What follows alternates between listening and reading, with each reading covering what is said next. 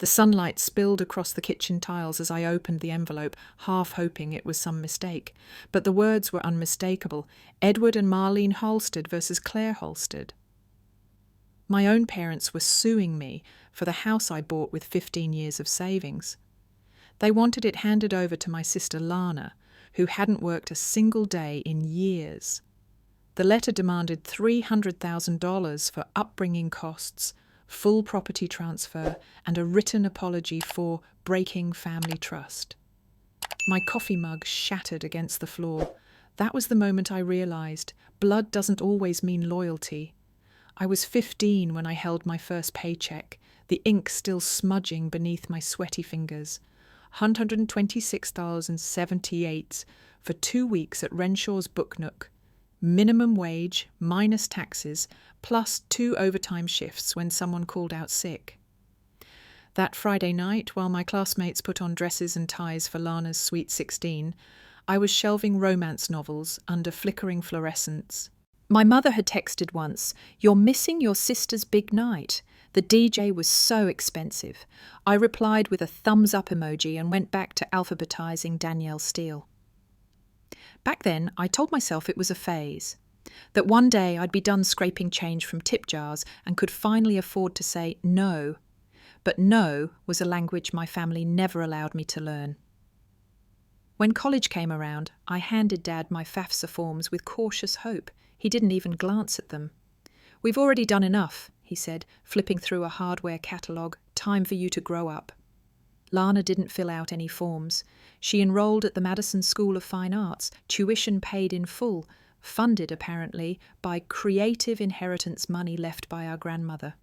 Only later would I discover that money had been intended for both of us. The will conveniently went missing until I found a scanned copy in an old USB drive years later, buried among Dad's disorganized taxes. It named both Claire and Lana Halstead as equal beneficiaries. My name had been crossed out in blue pen. My apartment during college cost $425 a month. It had a leaking ceiling and a mattress that dipped in the center like a canoe. I worked at a diner from 5 a.m. to 9 a.m., took accounting classes till noon, then cleaned hotel rooms until dark. Lana, meanwhile, spent her afternoons sketching on rooftops in Paris. Finding her muse, Mum called it. Even then, I didn't complain. I told myself, survive now, thrive later. So I did. I studied hard. I passed my CPA exams on the first try. I got promoted at a regional firm. I said no to vacations, new clothes, nights out. Every bonus, every tax return, every saved cent went into a folder labelled home. 15 years later, that folder became a deed, a little grey house with hydrangeas out front and a porch just wide enough for 2 rocking chairs. My house. Bought with no co-signer, no family assistance, no borrowed dollar. When I told them, I expected lukewarm congratulations. What I got was silence, then scepticism, then entitlement. 3 bedrooms? Dad asked over FaceTime, brows furrowed. That seems a lot, Mum added. Lana's still looking for a space to create. Maybe you could share. I laughed. That was my first mistake. Within a week, I'd be holding that envelope.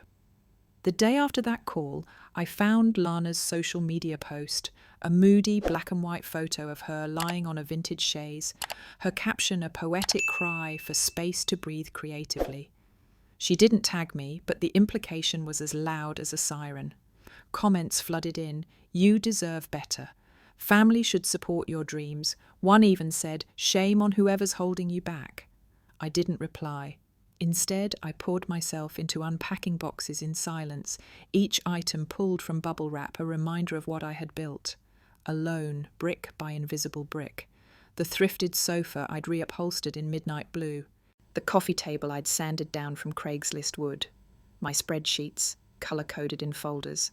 My life, structured, quiet, real. Then the letter arrived. It came certified, requiring a signature I gave with a confused frown and a pit in my stomach. The envelope was thick, over a dozen pages, and the return address was my parents' attorney. The first page listed the plaintiffs, Edward and Marlene Halstead. The defendant, Claire Halstead. Allegations: unjust enrichment, violation of moral duty, familial betrayal. The next pages detailed the demands: immediate transfer of property deed to Lana Halstead, assumption of full mortgage responsibility, $300,000 in retroactive child rearing expenses, and a written public apology for damaging the integrity of the Halstead family unit. I sat on the kitchen floor, the documents splayed around me like an exploded diagram of my life. The broken coffee mug from that morning still lay where it had shattered, dark stains crusting in the grout. I should have cried, but I didn't. I called Grandpa Harold. He picked up after one ring, voice gravelly but alert. "They actually went through with it," I said. There was a pause, then, "Those damn fools."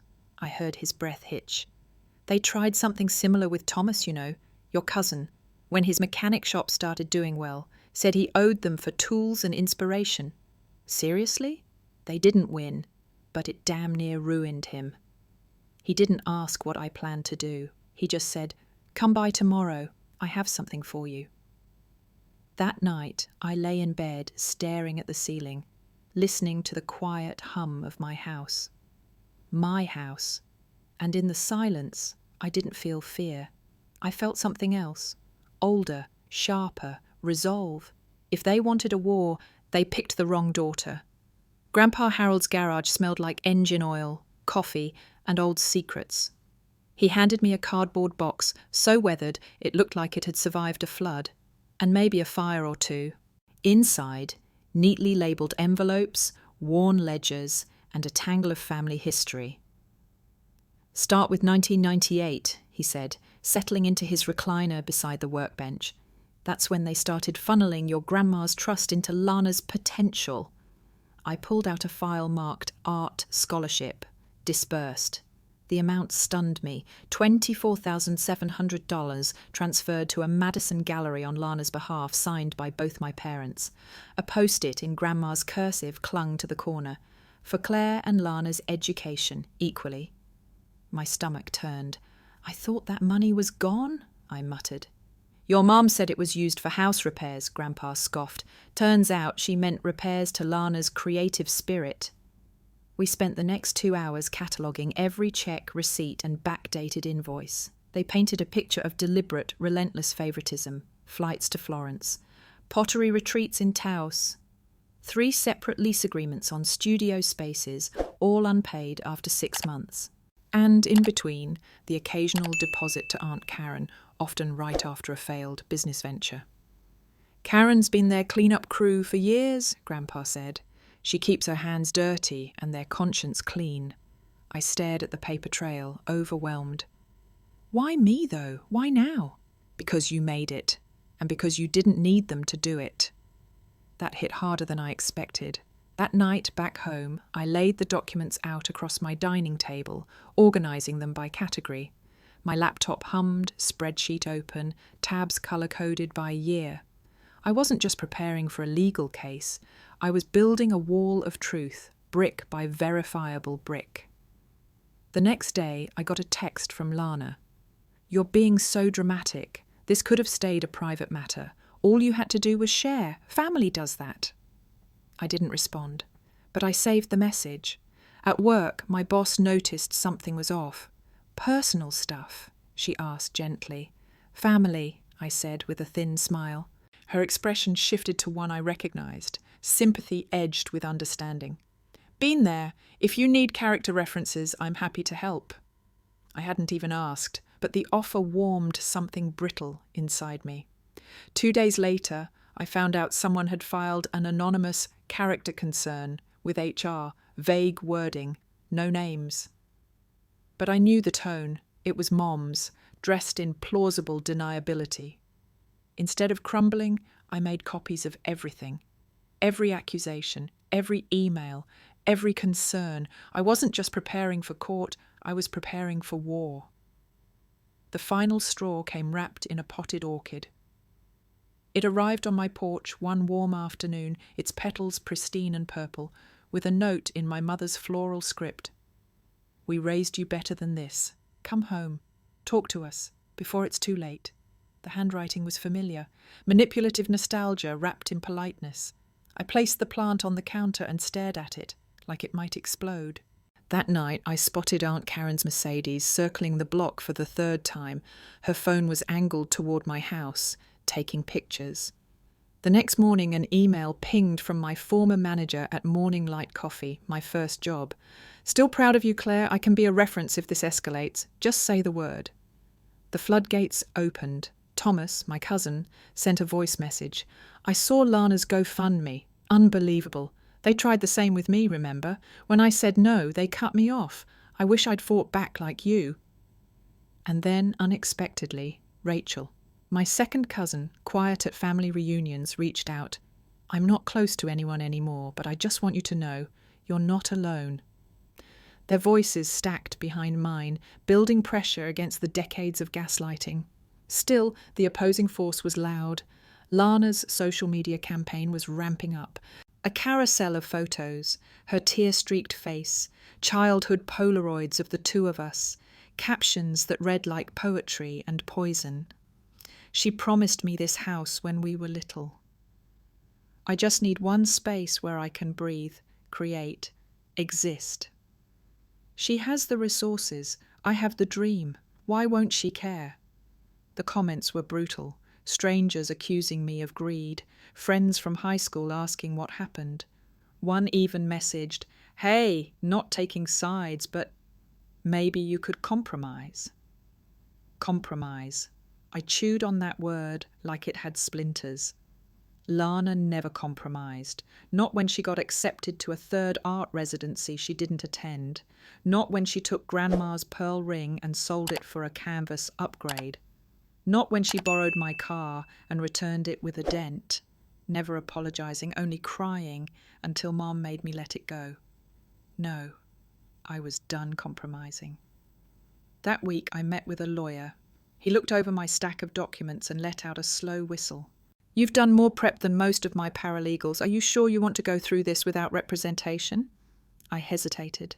His retainer fee was $12,500. My emergency fund had $3,400 left. "I'll do it pro se," I said quietly. "I've come this far alone." He nodded, something like respect flickering in his eyes. "Then let me give you a list of judges who won't be swayed by theatrics. You'll want to know who's assigned." 3 days later, I received the court date. Preliminary hearing in 2 weeks. Plaintiffs, Edward and Marlene Halstead. Claimant, Lana Halstead, represented by family counsel. Defendant, Claire Halstead, representing herself. I opened a blank document. The title at the top, "Why My House Is Not a Gift and Never Was." I didn't sleep the night before the hearing. Instead, I catalogued. Tax returns from the last 10 years, annotated and cross-referenced, bank statements tracing the down payment. Spreadsheets documenting income, savings, mortgage approvals, all time-stamped, all verifiable. My dining room became a war room. 3 piles of documents, colour-coded: green, financial independence; red, evidence of favouritism; blue, digital harassment and manipulation. The orchid from Mum sat wilted in the corner, its message now absurdly fragile in the face of my mounting truth. I rehearsed my statement in the mirror. I am not obligated to surrender my life's work because my sister feels entitled to it. Over and over, until the words stopped trembling. 2 nights before court, I caught Lana in the produce aisle at Whole Foods. She wore sunglasses indoors despite the cloudy afternoon. She saw me, smiled like a cat. "Well, if it isn't the family tyrant," she purred, tossing a pomegranate into her cart. "You still hoarding that house?" I didn't respond. She stepped closer, lowering her voice. "You know what it could be, right? An art cafe, local ceramics, community healing. You can keep a room if that's what you're worried about." She said it with such conviction, as if generosity was her gift to me. I stared at her. "And the mortgage? The upkeep?" She waved dismissively. "Obviously you'd cover that. You're good at spreadsheet stuff." I left my cart and walked away. Behind me, I heard her hiss, You always thought you were better than us. No, I thought. I just never needed rescuing. That night, I installed the security system Grandpa had gifted me. Cameras above every window, motion sensors at every door. At 2:14 a.m, the first alert chimed. Through the grainy feed, I saw Aunt Karen's Mercedes roll slowly past my house. A flash of light, a click. Her phone angled toward my mailbox. She drove by again at 3:07, then at 4:41. I clipped the screenshots, embedded them in my motion for a protective order, and uploaded it with a time-stamped affidavit. I wasn't just protecting a house, I was documenting a pattern. Grandpa called the next morning. "You okay?" "Ready," I said. He didn't ask more, just said, "Pick you up at 9. And he did, in his old truck, windows down, with a thermos of coffee he'd labelled Victory Fuel. We drove in silence, the courthouse looming in the distance like a battleground. My leather document case, Grandma's old briefcase, sat heavy on my lap, not with dread, with proof. The courthouse was colder than I expected, not in temperature, though the air conditioning buzzed aggressively overhead, but in atmosphere. Bleached light, waxed floors, and a waiting area filled with the hollow clatter of too many lives crossing paths with the law. My parents arrived first. They wore coordinated pastels, like this was Easter brunch and not a lawsuit against their eldest daughter. Mum dabbed at her eyes with a lace-trimmed handkerchief. Dad's mouth was set in a firm line, a businessman pretending to be aggrieved. Then Lana walked in, trailing the scent of expensive perfume and performative suffering. She wore all white, of course. Aunt Karen wasn't far behind, perched in the back row like a vulture wearing Prada. Their lawyer, Mr. Langford, gave me a pitying once-over, clearly amused that I was alone. Grandpa sat beside me, his weathered hands folded neatly over a yellow legal pad. He didn't speak. He didn't need to. The bailiff called us in. Wood-panelled walls swallowed us whole. Judge Martinez presided. Sharp eyes, no-nonsense tone. "Let's begin," she said, and the session started. Langford launched first, painting a picture of generational sacrifice.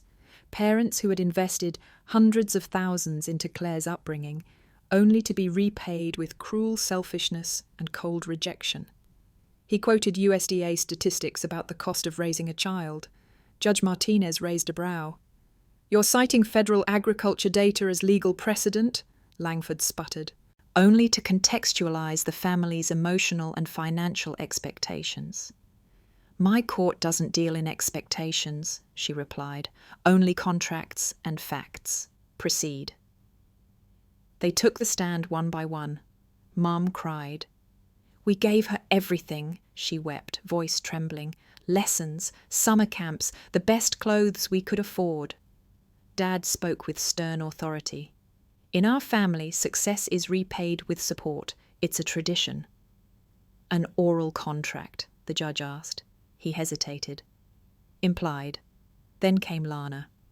She played her role perfectly, the struggling artist, abandoned by a sister who once shared her dreams.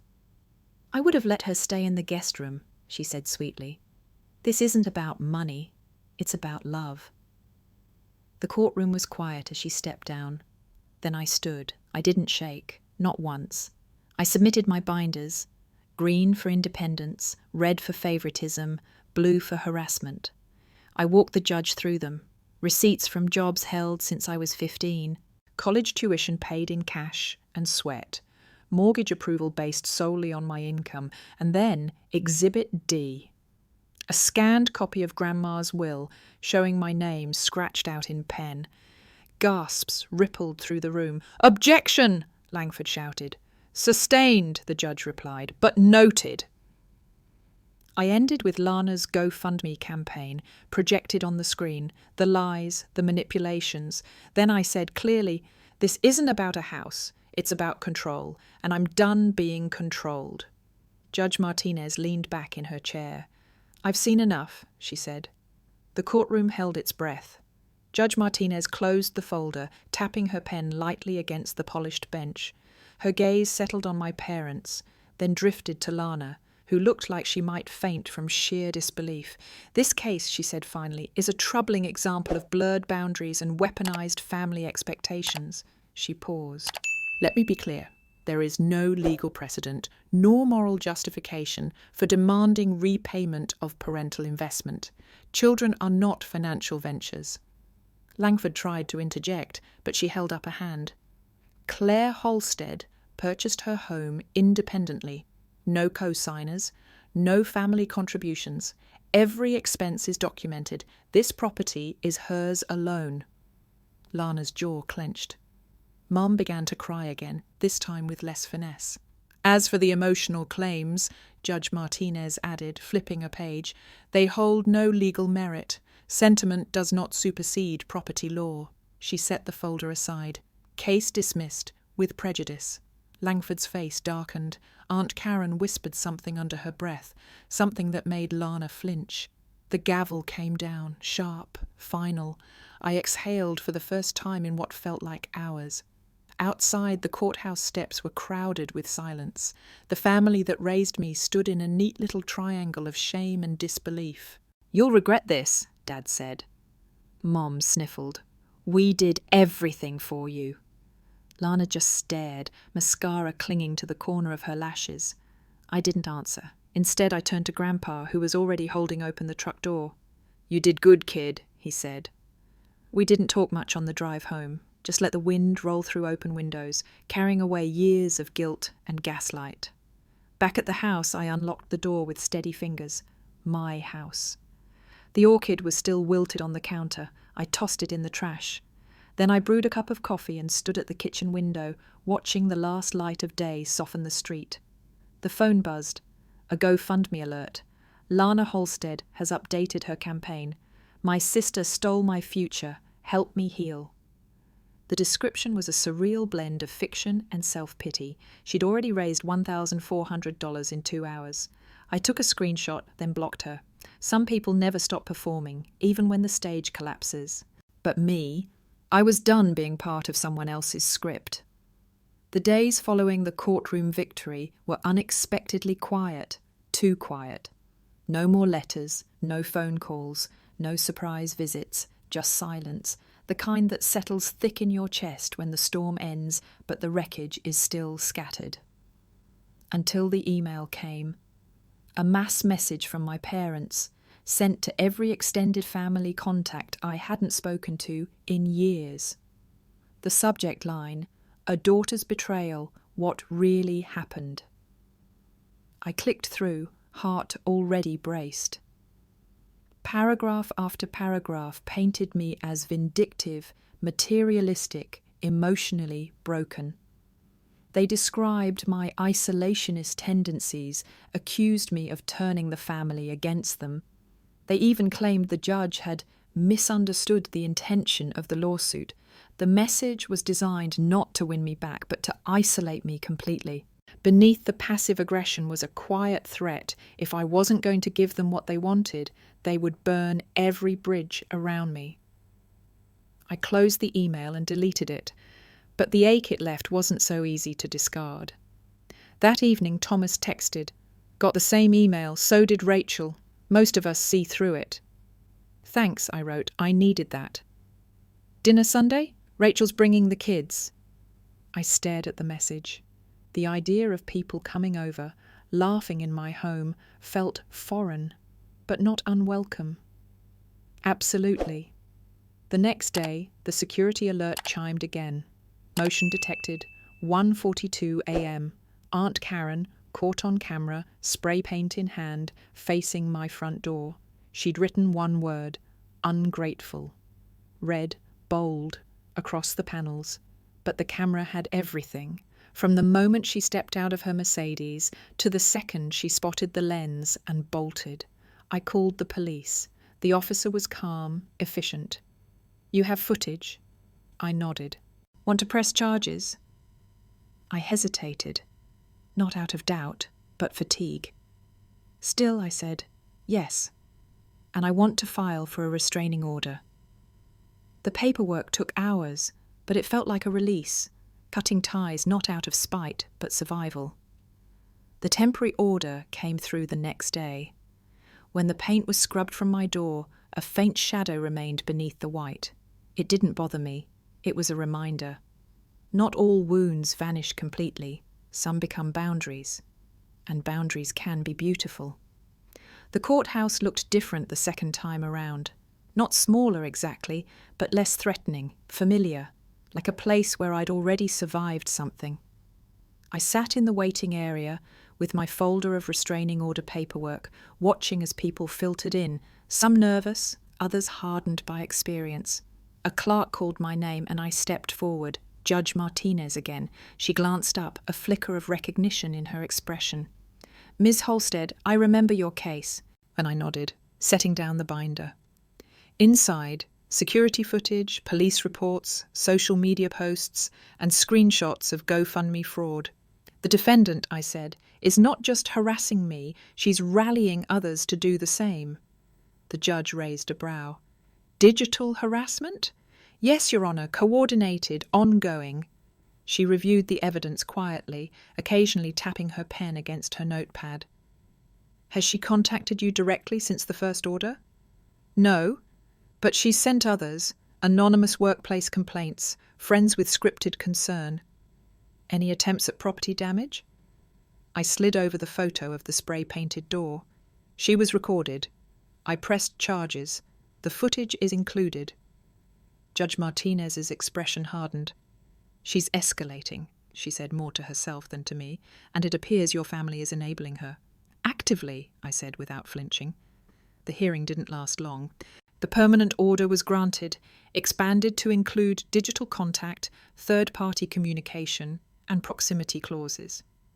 "If they approach you again," Judge Martinez said firmly, "call law enforcement. This is no longer a family matter. This is legal."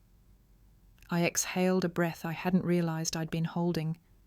When I walked outside, the air smelled like rain, clean, electric. I called Grandpa. "How'd it go?" he asked. "Restraining order's permanent now." There was a pause. Then, "About damn time." That night, I posted a quiet message to my own social feed. Just a photo of my front door, newly painted. The caption read, "This door stays closed to chaos. Only kindness gets a key." Within minutes, the responses came in. Not from the people I'd expected, but from the ones I'd nearly forgotten. Co-workers, old college friends, even a woman I'd mentored years ago. "Your story helped me walk away from my own mess. Thank you for showing that boundaries aren't cruelty, they're survival. Wish I had your courage, working on it." I stared at the screen, surprised by the wave of solidarity. For the first time in months, I felt less alone. The weight of proof had become something else entirely, armor. By the weekend, my mailbox overflowed with subtle retaliation. Prayer request cards from my parents' church, 3 of them, each asking divine guidance for their wayward daughter. Neighbours I hadn't seen in months now glanced away when I walked past. Even my old piano teacher sent a letter, handwritten, dramatic. "Family isn't about property, Claire. You'll understand someday." I filed each one in a drawer labelled Noise. Then I poured myself a coffee and pulled out the spreadsheet. It had started as a financial tool, my master tracker from age 15 to now, but had morphed into a kind of journal, a testament. Each row told a story: hours worked, bills paid, groceries rationed, overtime logged.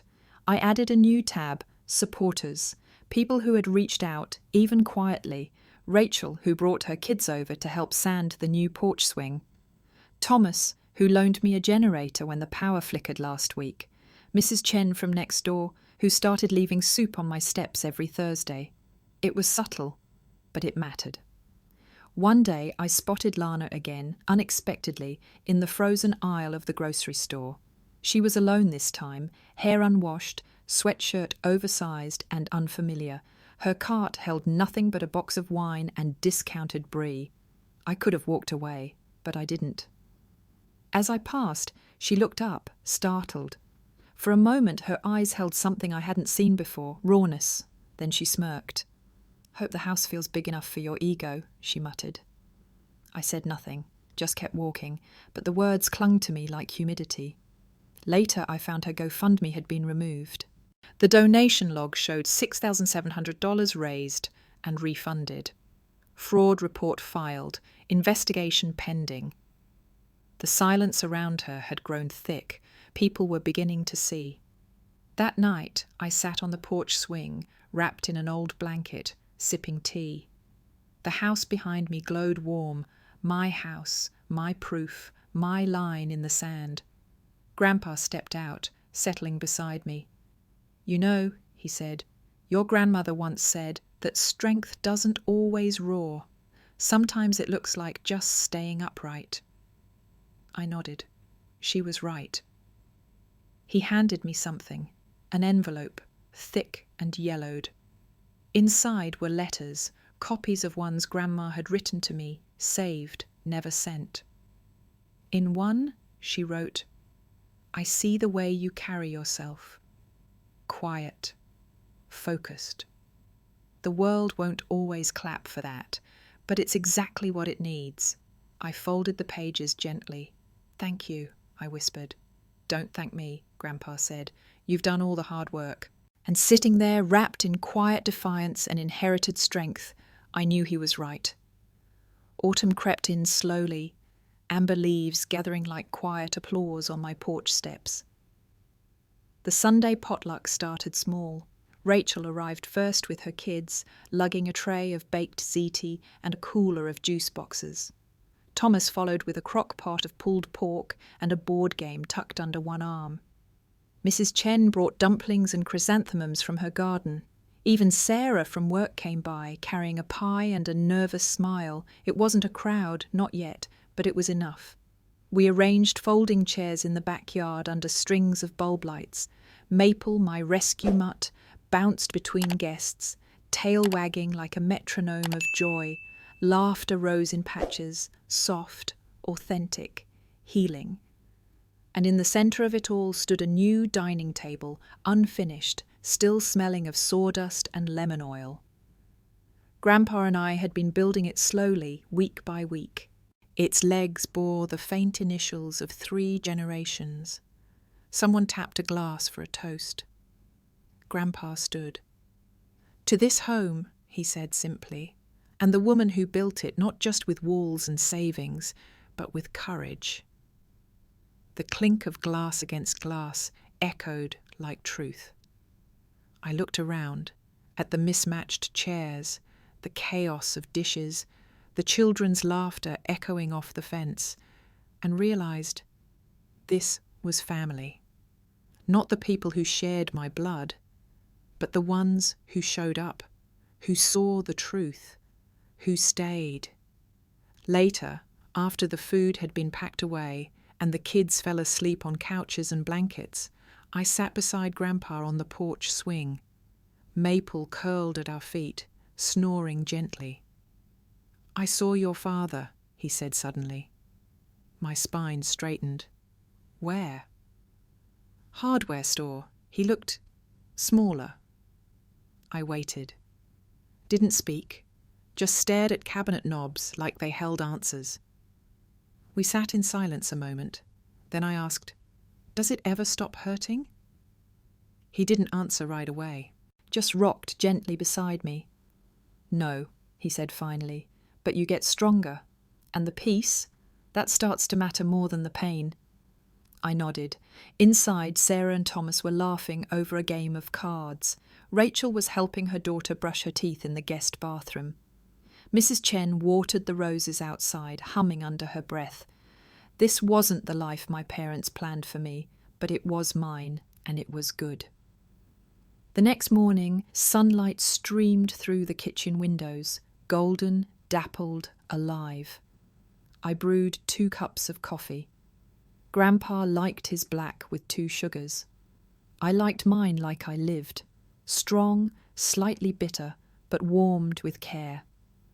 We met in the garage, our makeshift workshop still strewn with clamps, sandpaper, and notes scribbled in pencil on masking tape. The dining table's last leg was finally dry. "Today's the day," he said, wiping sawdust off the edge. The final assembly was quiet, methodical. Measure twice, align, secure, let it rest. Like family, Grandpa muttered. You can't rush something meant to last. I didn't answer, but my chest swelled with something that felt like pride, maybe even healing. As we packed up the tools, he handed me a worn envelope. Your grandmother left this, said to give it to you when you finished building something of your own. Inside, I found a photo of her, young, vibrant, standing next to the cherrywood table she'd built in her 20s. On the back, in faded ink, some legacies aren't inherited, they're built, one board at a time. Tears welled up. I wish she could have seen this, I whispered. She did, Grandpa said. In you. That night, I cleared space in the dining room, placed the table at the centre, its presence grounding. I ran my fingers along the edge, smooth, sturdy, intentional. The doorbell rang. Mrs. Chen stood with a bowl of candied yams and a smile. For your first meal at the new table, she said. One by one, others arrived, Rachel, Thomas, Sarah. No invitations needed, we passed plates, shared stories, laughed over mismatched cutlery. And when the night wound down, I stood to make a toast. I used to think family was something you were born into, I said. Now I know it's the people who show up, stand beside you, and help you sand rough edges. Glasses clinked, smiles bloomed, maple barked once, almost like punctuation.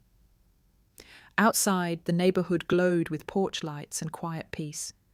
And in that moment, I knew I hadn't lost a family. I'd built one. It had been a year since I bought the house. 12 months of paperwork, heartbreak, courtrooms, restraining orders, and unexpected allies. Now autumn had deepened, crisp mornings, golden leaves crunching underfoot, the kind of quiet that felt earned rather than empty. Maple waited by the back door, tail swishing in rhythm with the ticking wall clock. Our Saturday walks had become routine, around the block, past Mrs. Chen's garden, through the park where the kids from next door played tag and called her name like she was one of their own. I clipped on her leash and stepped outside. The sky was a canvas of soft grey and slow promise. At the end of the street, the old Holsted's hardware store stood open. Grandpa waved from the front counter, holding up a small box. I walked over, curious. Inside were brass handles, gleaming, heavy in the palm. For the drawers, he said, nodding toward the imaginary future. One last touch. I smiled. For the table? For the next one. We worked in the garage that afternoon, Maple snoozing nearby, radio humming with old country songs. Between sanding and sealing, we talked. About Grandma's stubbornness. About how legacy isn't about inheritance, it's about creation. She always said you'd change the script, he said, tightening a bolt. I didn't know how, I admitted. You learned. When the sun began to sink, we brought the table outside, just temporarily, to admire it in full light. It shone like honey and history. And then, like clockwork, the doorbell rang. Sarah arrived with wine. Rachel brought her famous lemon bars. Thomas lugged in a bag of board games and a 6-pack of craft root beer. The kids spilled in after them, already arguing over couch space. No invitations had been sent. None were needed. This was tradition now, chosen, real, steady. We gathered around the table, our foundation. Toasts were made, stories exchanged, recipes promised. And as I looked around, I realized the woman I used to be, the one who sat alone on moving boxes, stunned by betrayal, had been replaced. Not by someone harder, but by someone fuller, rooted, protected, visible, loved. After the guests left and the last dish was washed, I sat alone at the new table, its grain catching the soft glow of the pendant light overhead. I ran my fingers along its edge, tracing every knot, every imperfection, sealed with patience. This wasn't just furniture, it was evidence of healing, of resilience, of a different kind of inheritance. The security system chimed softly, all secure. But this time, the words didn't sound like a defense mechanism. They sounded like peace. I opened my laptop and reread the email from the young analyst I'd been mentoring. I finally left, got my own apartment. It's small, but mine. Your story gave me the push. Thank you. I replied, you built that. Be proud. Keep the receipts, not just for taxes, but for memory. Later that week, I received a letter from the county clerk. Aunt Karen had accepted the plea deal. Vandalism charges dropped in exchange for mandated counselling and community service. Part of me wanted to feel triumphant. Instead, I felt something closer to release. I wasn't angry anymore, just done. Then came the final twist, a certified letter from my parents' lawyer, not a lawsuit, a formal apology. Thin, formal, likely prompted by legal pressure, but in the final paragraph, a flicker of something human. We're sorry it came to this. We were afraid. We let it poison us. We hope someday you'll speak to us again. I folded the letter slowly, set it on the table, and lit a single candle beside it, not as a gesture of forgiveness, not yet, but as a signal that healing could begin if they chose to do the work. Outside, wind rustled the maple trees, fitting. Inside, peace reigned. I looked around at what I'd built, not just the house, but the life inside it. Then I stood up, turned off the lights, and left one on in the window. A tradition passed down, not for the ones who abandoned me, but for those who found their way home.